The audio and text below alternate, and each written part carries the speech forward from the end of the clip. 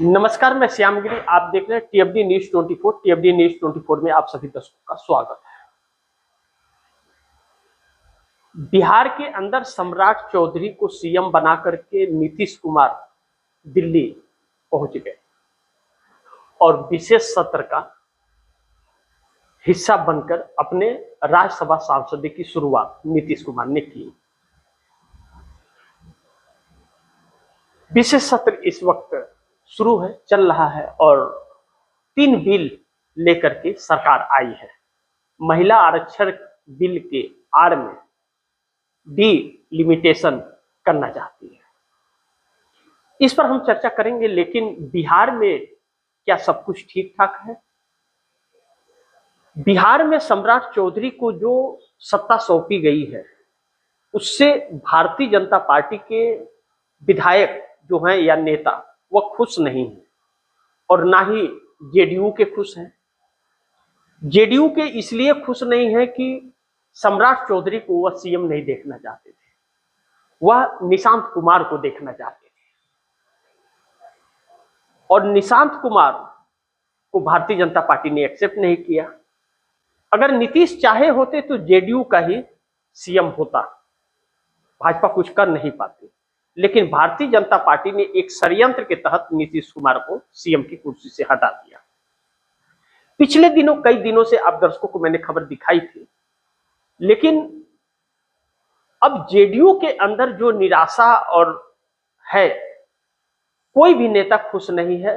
हर कोई अब नीतीश से नाराज कि नीतीश ने आखिर ऐसा फैसला क्यों किया, नीतीश ने जेडीयू की बैठक क्यों नहीं की, कि इसमें चर्चा क्यों नहीं हुआ।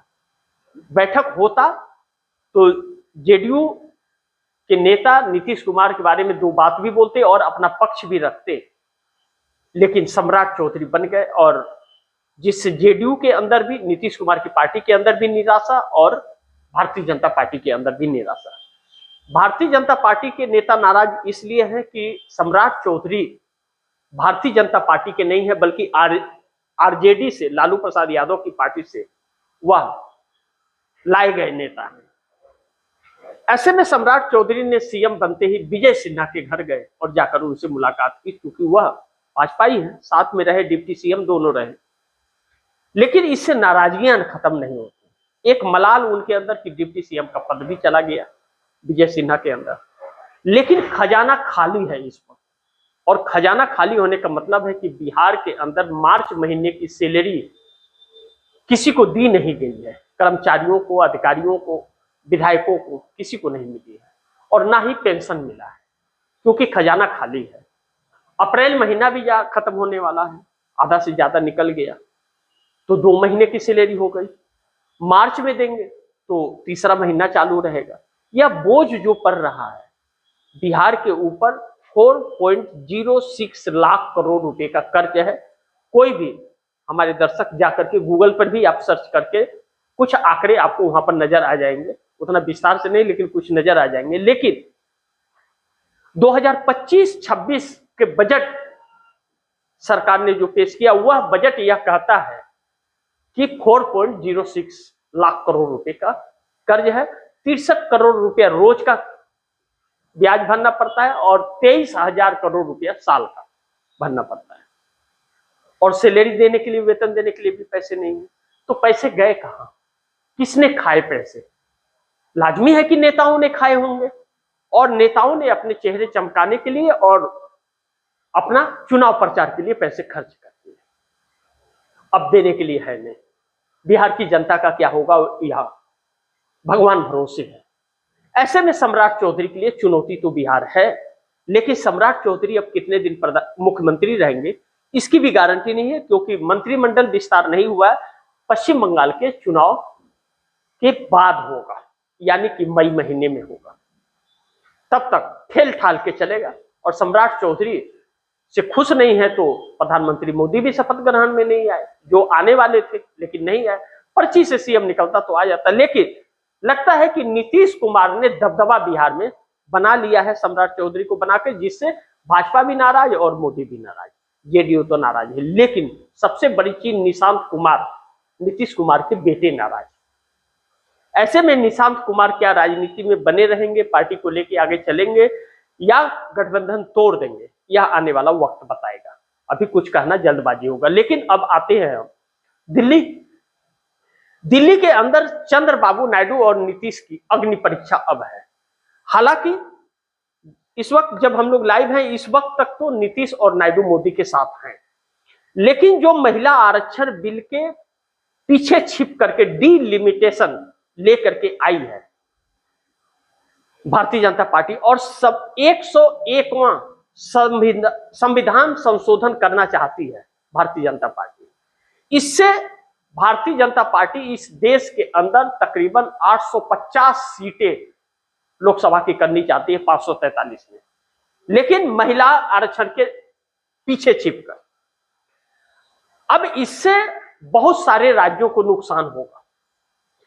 ऐसे में भारतीय जनता पार्टी के पास बहुमत नहीं है और इसके लिए तकरीबन 365 सांसदों का समर्थन चाहिए और एनडीए गठबंधन के अंदर 293 है और नीतीश नायडू के पास 30 है, यानी कि 263 भारतीय जनता पार्टी के पास है अगर नीतीश नायडू समर्थन नहीं दिए तो। लेकिन नीतीश नायडू समर्थन दिए तो 293 रहेगा मोदी सरकार के पास। लेकिन नीतीश नायडू के समर्थन देने के बाद भी यह सरकार वह बिल नहीं पास कर पाएगी जब तक विपक्ष साथ नहीं देगा।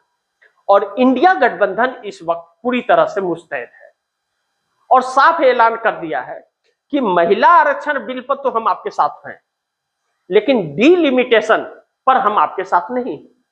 ऐसे में मोदी सरकार फंसी हुई है और चंद्रबाबू नायडू बहुत बुरी तरह से फंस गए हैं, क्योंकि साउथ में आज हर घर पर काला झंडा लगा करके विरोध किया जा रहा है। स्टालिन ने इसका आह्वान किया था और पूरे साउथ में, तेलंगाना हो चाहे कर्नाटका हो, आंध्र प्रदेश हो, केरल हो, तमिलनाडु हो, पांडिचेरी हो, हर जगह, चाहे वह पश्चिम बंगाल हो, चाहे चंडीगढ़ हो, चाहे जम्मू कश्मीर हो, हर जगह काला झंडा हर घरों पर लग गया, यानी कि विरोध बड़ा है। लेकिन चंद्रबाबू नायडू सरकार के साथ है। क्या कोई लेन देन हुआ है क्या चंद्रबाबू नायडू, या चंद्रबाबू नायडू की मजबूरी हो गई है कि वह मोदी के साथ रहना? हालांकि जो नीतीश का हाल हुआ है उससे भी बदतर हाल आने वाले दिनों में चंद्रबाबू नायडू का हो जाएगा अगर मोदी के साथ रहे, तो इससे इंकार नहीं किया जा सकता। लेकिन चंद्रबाबू नायडू की डबल ट्रोल होना शुरू हो गए हैं, उनको खूब ट्रोल किया जा रहा है इस वक्त चंद्रबाबू नायडू को मोदी सरकार का साथ देने, क्योंकि उन्होंने साफ किया है कि महिला आरक्षण पर मैं साथ हूं। तो महिला आरक्षण पर तो विपक्ष भी साथ है सरकार के, लाइए महिला आरक्षण बिल कीजिए पास। लेकिन मोदी जो डीलिमिटेशन करना चाहते हैं उसके लिए क्या, उसके लिए कोई भी साथ नहीं दे रहा है। लेकिन चंद्रबाबू नायडू साथ देंगे या साथ नहीं देंगे, क्योंकि आंध्रा में भी विरोध होगा, साउथ में विरोध हो रहा है। अब स्टालिन ने कहा है, तमिलनाडु के सीएम ने, कि हम इस पर बड़ा आंदोलन करेंगे।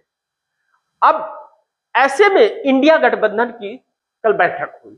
बैठक में कांग्रेस, समाजवादी पार्टी, ममता बनर्जी की तृणमूल कांग्रेस, डीएमके स्टालिन की, उद्धव ठाकरे शिवसेना और शरद पवार एनसीपी, सभी पार्टियां शामिल हुई।